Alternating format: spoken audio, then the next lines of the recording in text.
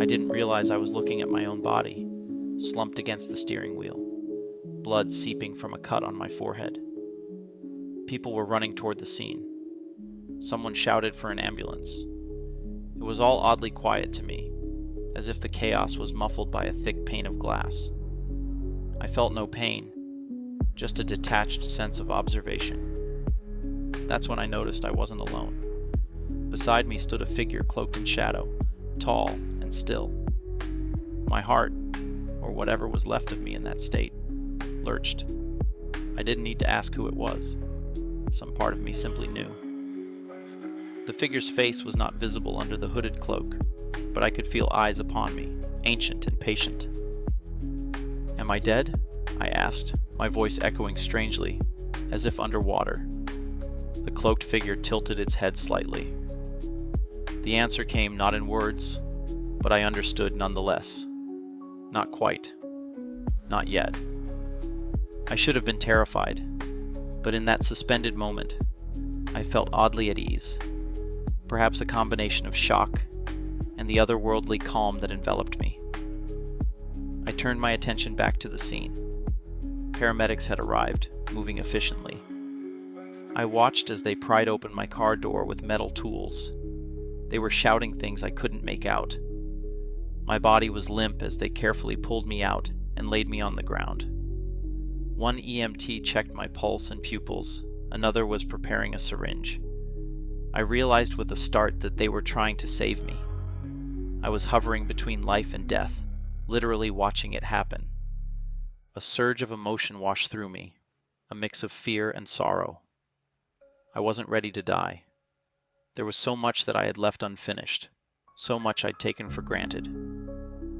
I thought of my wife, how we had argued that morning over something trivial.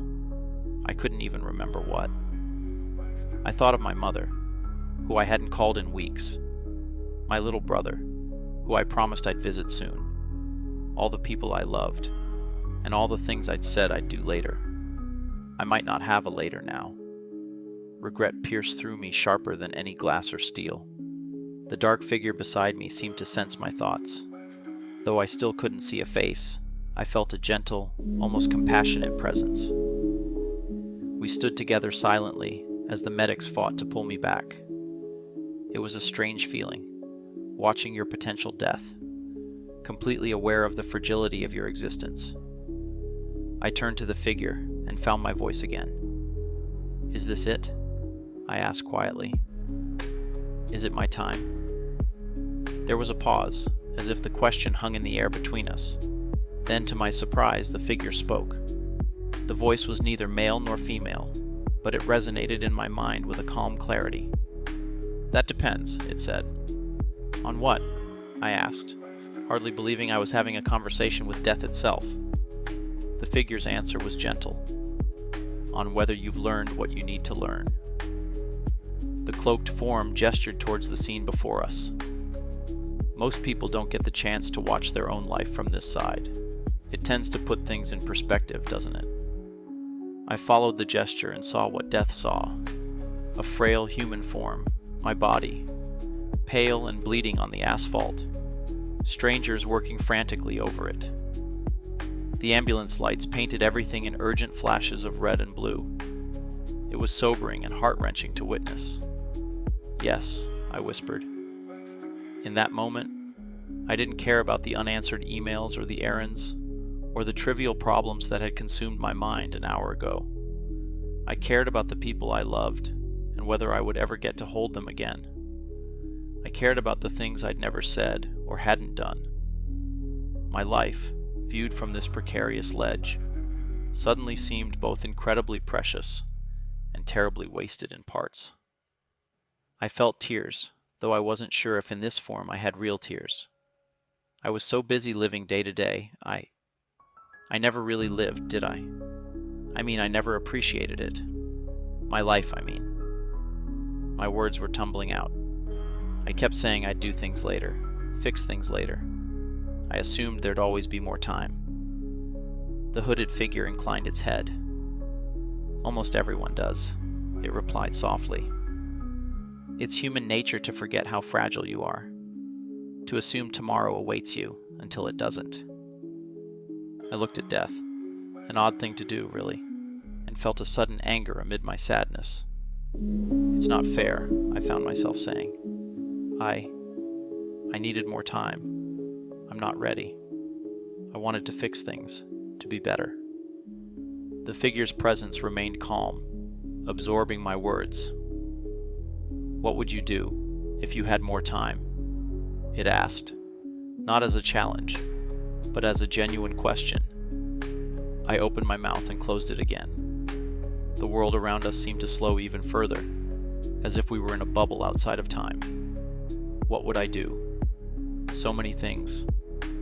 I'd go home and hug my wife and tell her I'm sorry for ever taking her for granted, I said. I'd call my mom and tell her I love her. I'd actually visit my brother like I promised. I wouldn't waste another weekend working late for a boss who wouldn't blink if I disappeared.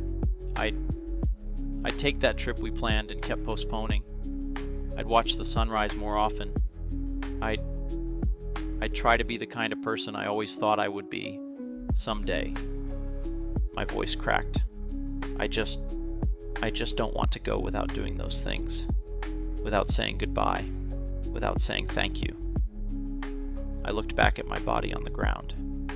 They had strapped me to a board, lifting me into the ambulance now. One medic was performing CPR. My chest looked so still. Death was silent for a long moment.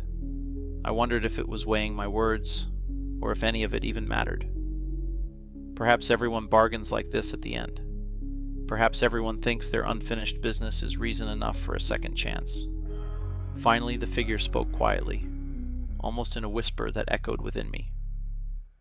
Sometimes, it said, not getting what you want is a lesson too. But it trailed off, and I sensed something akin to kindness or pity emanating from that hood.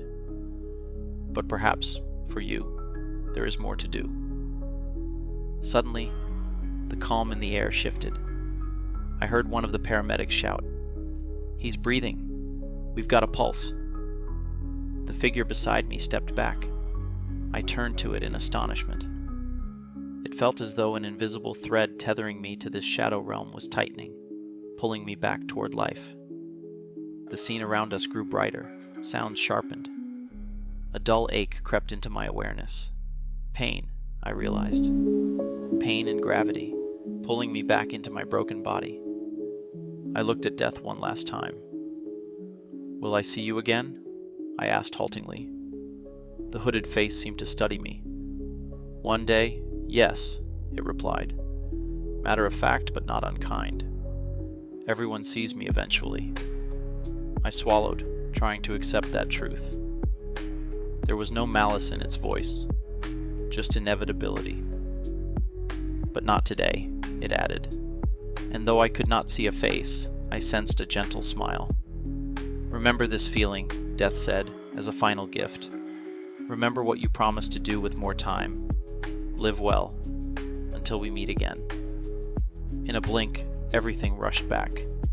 I gasped as I felt air flood my lungs. My eyes fluttered open to bright lights glaring down. The pain hit me all at once, searing and sharp. I groaned, and a chorus of urgent, relieved voices surrounded me.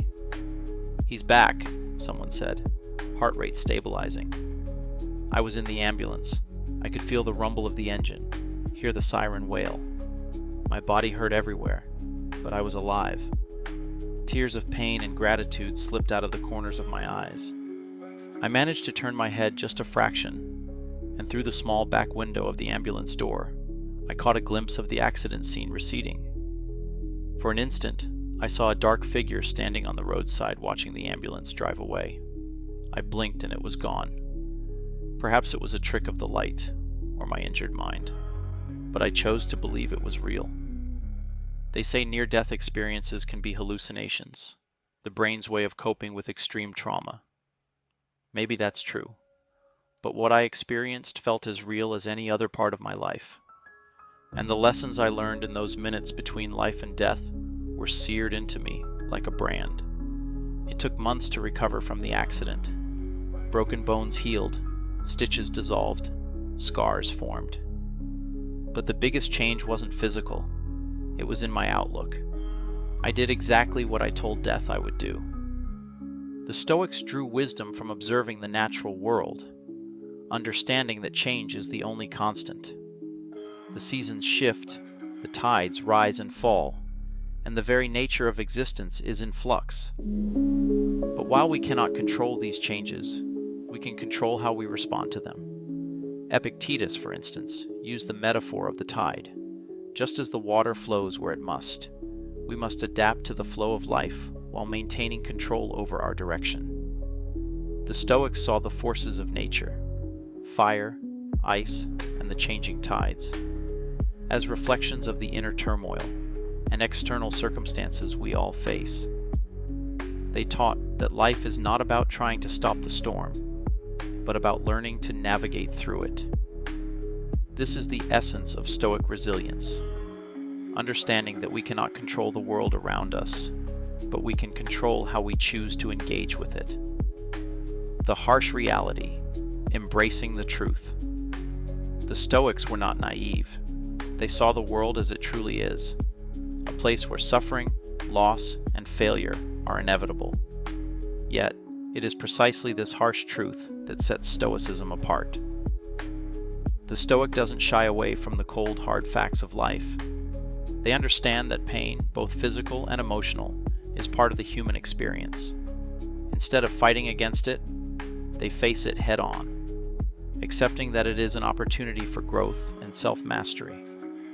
Marcus Aurelius reminds us, "The impediment to action advances action. What stands in the way becomes the way." This powerful idea encapsulates the Stoic approach to adversity. Every challenge is not a barrier, but a path forward. The harshness of life is a forge, shaping us into stronger, wiser, and more virtuous individuals. The Stoic doesn't just survive in this world. They thrive by using the very obstacles that others fear as the foundation for their greatness.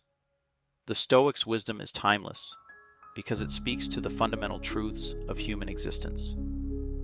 Life is unpredictable, filled with suffering, and often beyond our control.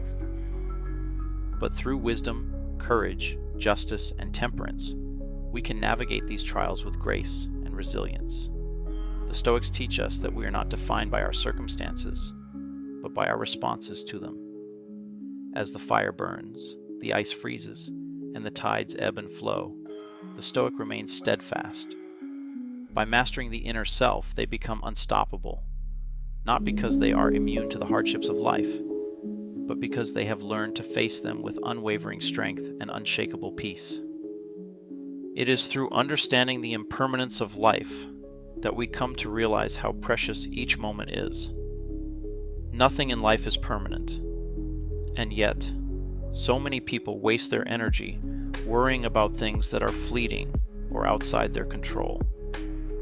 The Stoics teach us that by accepting the temporary nature of all things, we free ourselves from the fear of loss, failure, or change. Instead of clinging to what is temporary, we learn to cherish the present moment and use it to its fullest potential. When we understand that every moment is an opportunity for growth and wisdom, we stop wasting time on trivial matters and begin focusing on what truly matters: our inner peace, our relationships, and our pursuit of truth. In this way, we can live with intention and purpose, fully aware that each day is a gift and we have the power to shape it. The mastery of the self is not an easy task, but it is the most worthwhile endeavor we can undertake. To live in alignment with Stoic principles is to live a life of clarity, purpose, and integrity. It means choosing to act in accordance with our highest values, even when it is difficult, even when the world pulls us in other directions. The Stoics teach us that the greatest obstacle to peace is not external chaos, but the turbulence within our own minds. It is only when we cultivate inner stillness, when we develop the ability to detach from the chaos of the world, that we find true peace. This peace is not passive or complacent. It is the calm that arises from knowing that we are fully capable of handling whatever life throws our way. It is the unshakable confidence that comes from self-mastery, from knowing that no matter what happens, we can respond with wisdom, strength, and grace. At the heart of all Stoic teachings is the realization that true freedom comes from within. The freedom to live without being governed by external circumstances. The freedom to act with integrity, to follow our own path, and to make decisions based on our own principles, not the fleeting whims of others. The Stoics teach us that we are not here to chase after external goals or to seek approval from others. Instead, we are here to align ourselves with our highest self, to cultivate wisdom, and to live a life of purpose and meaning. This is the ultimate form of freedom. Freedom from fear, freedom from doubt, and freedom from the endless pursuit of things that do not bring true happiness. And so, the key to living a fulfilled life is to focus inward, to master your own mind and emotions, and to cultivate the habits of discipline, persistence, and resilience. It is through these practices that we unlock the power to face life's challenges with unshakable strength and to find peace amidst chaos. We must choose to be the calm in the storm, the steady hand in the face of adversity, knowing that the only thing that truly stands between us and peace is our own mind. Life is fleeting, but if we live each moment with purpose, discipline, and wisdom, we can face every challenge with grace and emerge stronger with each passing day.